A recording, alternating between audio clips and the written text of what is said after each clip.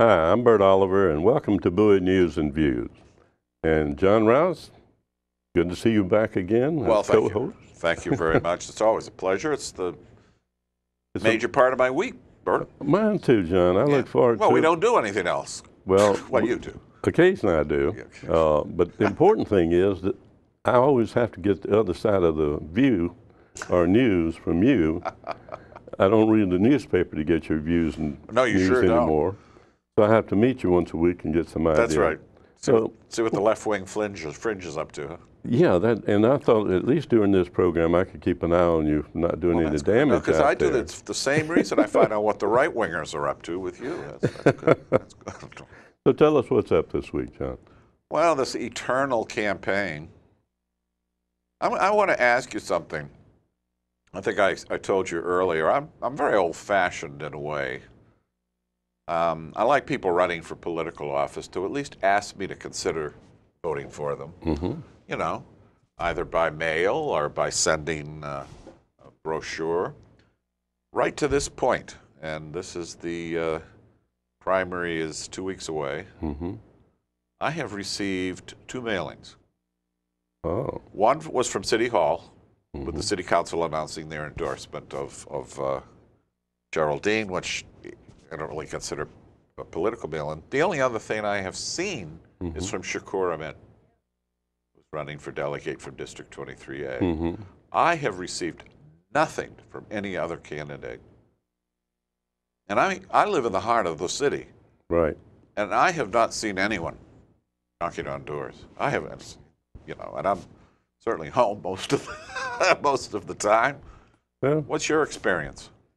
Just about like yours, John. Yeah. I didn't, other than an announcement of where you go vote, it's the only political thing I've seen, not in literature. Yeah. And, traditionally, and even in the city elections, we see it maybe a little more door knocking. But we always saw some. Yeah. And if we just think especially from delegates. Yeah, exactly. And county council representative. Yeah. Oh, the county council representative, of course, is unopposed. She's probably doing absolutely nothing. Yeah, and in that case, I realize that. But, I get out and about the community a good bit, and I don't see people. No, I don't. No. I saw some. I know Ahmad and that the cicada of politics, Henry, who appears every 4 years. Never see him again. Mm-hmm. They wave at people up at intersections. Yeah. But that's about it. Then illegally place their signs on the median strip, as you've seen. Yeah, I saw a Congress candidate Saturday, and it was absolutely terrible. Oh, it was Sunday, matter of fact. And it's kind of dangerous. You see those people sure it's dangerous. on a 4-foot median area with a sign, yeah. And the sign's all there at the intersection, which is illegal. Yeah. They're supposed to be 50 feet away from the intersection. That's according to county law. Yeah. And so that law is still on the books. Absolutely. And when you see 5 to 10 signs in a row, it's certainly. Now these people, Bert, are running for office to legislate law. That's right. And they don't even follow it themselves. Well, and even although I saw some put up and some removed within 3 hours for the sheriff's race. Jackson sign, but they were on the median strip on the Highway 50. That's a state. Yeah, it's a state highway. No, that couldn't be any more illegal. No, and consequently, those I think are turning people off. Yeah, they are turning people off. The discreet ones and those that are supposed to be 10 feet from the sidewalk, literally. I remember the names well, and I will. Well, you've seen mine. They're discreetly placed. Yeah, and if you see now, I see these 4-5-foot signs in yards at strategic intersections, and someone has allowed them to do that. But when you put them up on the public right-of-ways, even if it's put up temporarily, it's dangerous. It doesn't matter. It's illegal. It's against the law. And that is something that I will not vote for that. I hate to admit it because that candidate I kind of liked. But it was a congressional candidate. Right. But I can't move myself to vote for it because of that illegal. Bailey? No, Dollar. D-O-L-L-A-R. Don't know him.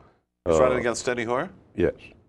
He's a Republican candidate. I think he's from either St. Mary's or Well, I guess that's the last time we get Steny on the show after you admitting you were going to vote for us. No, I didn't say I wouldn't vote for him. I would consider it.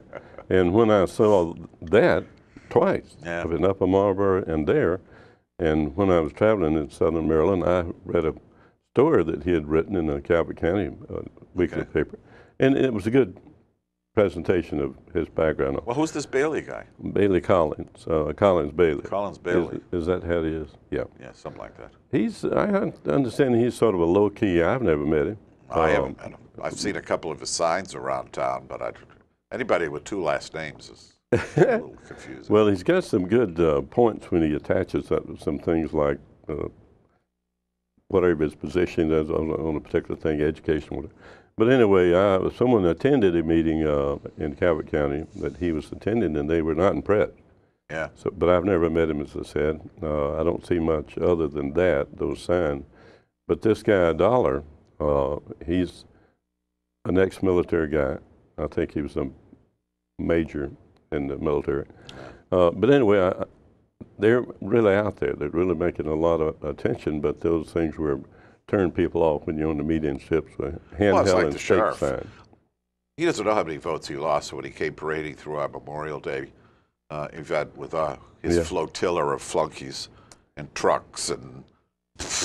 That's a little unbelievable, and utilizing, no doubt, a lot of personnel that works with you to help you through that, and which is sort of like, if I don't go, I don't want to have some restraint. Here's our congressman alone, walking up in the parade with an aide and a guard, and we've got this character with 3 zillion people, and he's not the only one. That county councilwoman did the same thing with all her little followers. And yeah, that's a little much, I think. Oh, I do too. A nice, neat presentation during an event. I think we're like becoming that. civics. What do you think?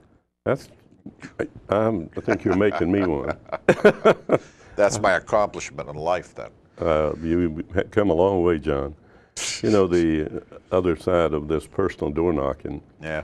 I think that really makes a difference in the city council races, and if it does, what can it not? Oh, yeah. And I know there's a lot of problems with time, but there's so much money being raised, John. If you see these signs, I know. And it's all about money. When you're thinking of $1 million for a county race, whether it's executive, it's obscene. Even for the county executive, anybody could. The goal, I understand, from one candidate was the money situation is absolutely obscene. But you're right on the door knocking.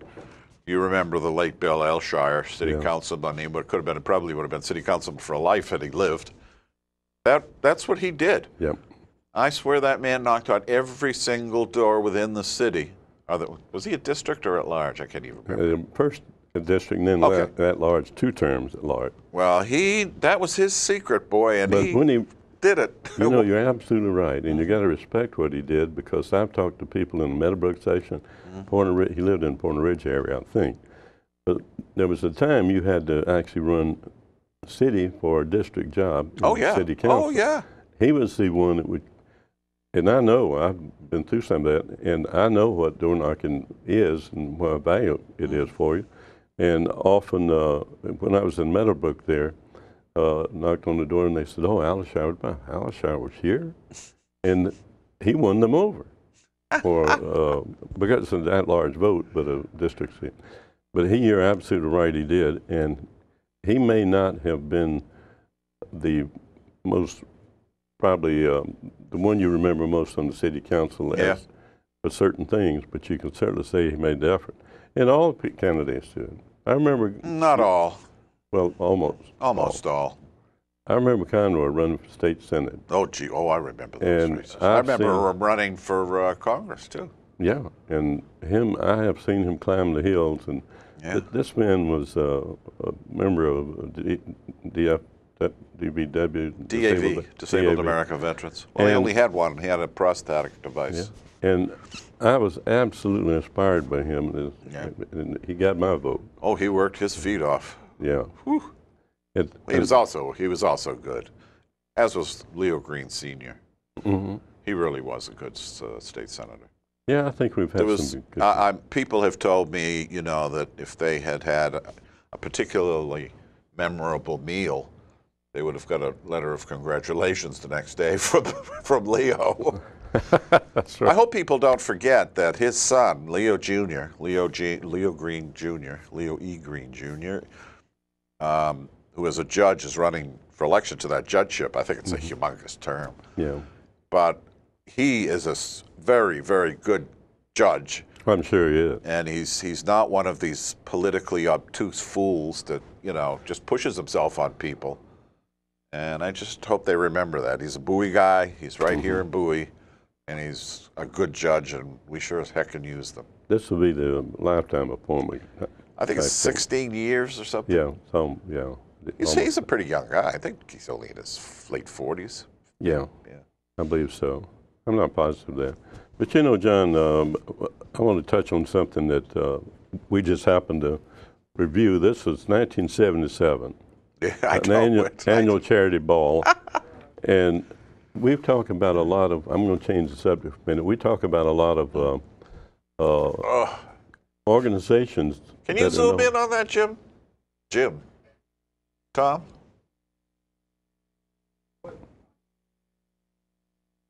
Well, that's a group of business people there. Turn it around to this. No, I'm sorry. This is our great technician, Tom Allen, is coming to our rescue, as he usually does. Now, that's a group of business people, and that's just the committee of the Bowie Kiwanis. And the reason I mentioned that, it so happens I was pictured there, too. I was either president-elect, and you're there. I'm right there with hair on my head. Yeah, right next door to Professor Kuhn that used to be at the community college. There you are. Now, all of those people there. There I am, second from the left. Yeah, second from the left. Right there. Look at that. Camera. That's a tuxedo, too, isn't it? Yeah, last time I saw you with a tie on. Thank you, Tom. Thanks, Tom. The point I wanted to make, John, and we're talking about people. How many of those folks are still around? You and I, obviously. Yeah, Norm Calamine was in Beijing for years. I don't know him. And, of course, Fred McKee's. He's gone. Fred's gone. Is Elmer still around? I think so. John Stevenson I haven't seen in ages. Who's this dude? Bob Burkhart used to be football coach. Oh, he's still around. Yeah, I think so. Oh, so there's quite a few of them. Mel Bell. Yeah, Mel's in Florida. But these people, and the reason I think it's important to, right now we've talked to a lot of people that are in organizations that are struggling even to maintain their membership. I know. Much less to gain any new members. And we've talked about things that compete, soccer and computer. Computer is the biggie. Facebook, those sort of things. But that is an example. Can't tear me away from my Facebook. Oh, I thought you were, Aunt Agatha took that over for you. She has her own page. I have a page. But when you had an organization like that, every dime that was made in that ball, charity ball, and we did this annually, we'd have 100 people to 200 people at the charity ball. I know. And that money went into a charity. All of it.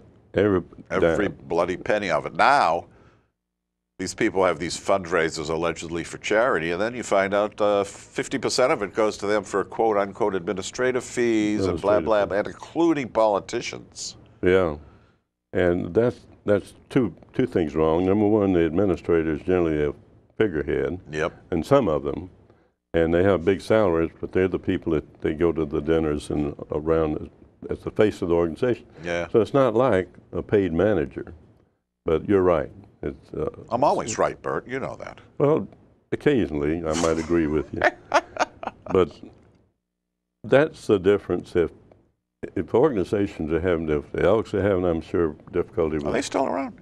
Still around, but I understand. But I think Kiwanis is gone. And Kiwanis has retired their charter for Bowie. Yeah. I think the Procter & Kiwanis is still meeting. But other organizations like Lions, and I understand they're functioning pretty well, but still not growing. And you never hear about them. For whatever reasons, it just seems like a community loss. Yeah. When I first came to the first local book in this community that was published, you actually had 2 pages of local organization. Oh, you mean phone book? Phone book. Private phone book. Those little community books, I guess you call them. But anyway, that's part of what may be the political thing, too. People are depending on more, not personal touch or personal involvement, but you haven't got anything in the mail, and that hasn't been replaced.